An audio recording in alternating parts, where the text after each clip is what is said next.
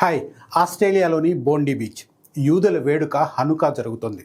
దాదాపు 200 మంది హాజరయ్యారు. ప్రాంతమంతా ఆనందంతో నిండిపోయింది. ఇంతలోనే నలుపు దుస్తులు ధరించిన ఇద్దరు వ్యక్తులు అక్కడికి వచ్చారు. తమ వద్దే దాచుకున్న తుపాకీని తీసి ఎడాపెడా కాల్చిపడేశారు. పదుల సంఖ్యలో యూదు భక్తులు క్షణాల వ్యవధిలో మరణించారు. కాల్పులు జరిపిన వ్యక్తులు ఇస్లాం మతానికి చెందినవారు కావడంతో అందరి మధ్యలో ముందుగా ఇజ్రాయెల్ పాలస్తీనా యుద్ధమే గుర్తొచ్చింది. ఈ ఉగ్రదాడికి కారణాల్లో ఖచ్చితంగా గాజా ఫ్యాక్టర్ ఉంటుందని చెప్పడంలో ఎలాంటి సందేహం లేదు. అయితే కేవలం ప్రస్తుత పరిణామాలు చూసే ఈ దాడి జరిగిందని నిర్ధారణకు రాకూడదు. ఇస్లాం యూదు మతాల మధ్య ఘర్షణలు ఈనాటివి కావు, శతాబ్దాల క్రితం నాటివి. ఇంతకీ ఈ రెండు మతాల మధ్య వైరానికి కారణాలేంటి? చరిత్ర ఏం చెప్తోంది?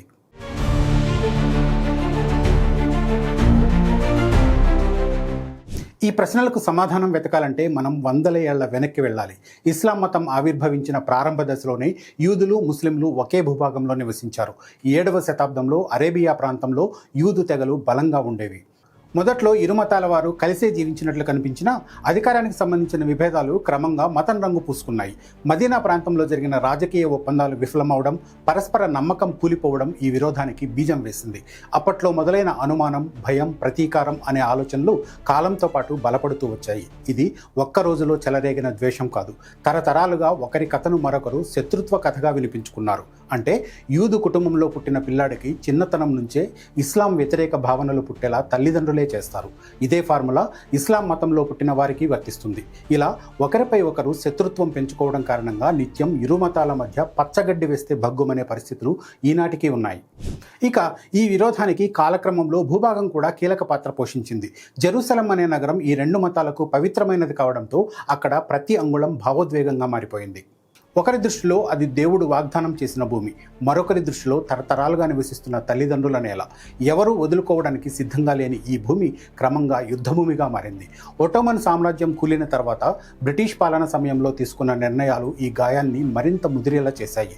సరిహద్దులు గీసిన మ్యాపులు, రాజకీయ ఒప్పందాలు నేల మీద ఉన్న ప్రజల జీవితాలను ముక్కలు చేశాయి. ఇజ్రాయెల్ ఏర్పాటుతో మొదలైన యుద్ధాలు ఈ రోజుకి కొనసాగుతున్నాయి. శరణార్థులుగా మారిన లక్షల మంది గాజా ప్రజల కథలు ఈ విరోధానికి కొత్త రక్తాన్ని పోశాయి. ఇలా చరిత్ర ఒక దుష్ట చక్రంలా తిరుగుతూనే ఉంది. ఒకప్పుడు రాజులు, సామ్రాజ్యాల మధ్య జరిగిన యుద్ధాలు ఇప్పుడు ఆయుధాలు చేతపట్టి తిరిగే గ్రూపుల చేతికి వెళ్ళాయి.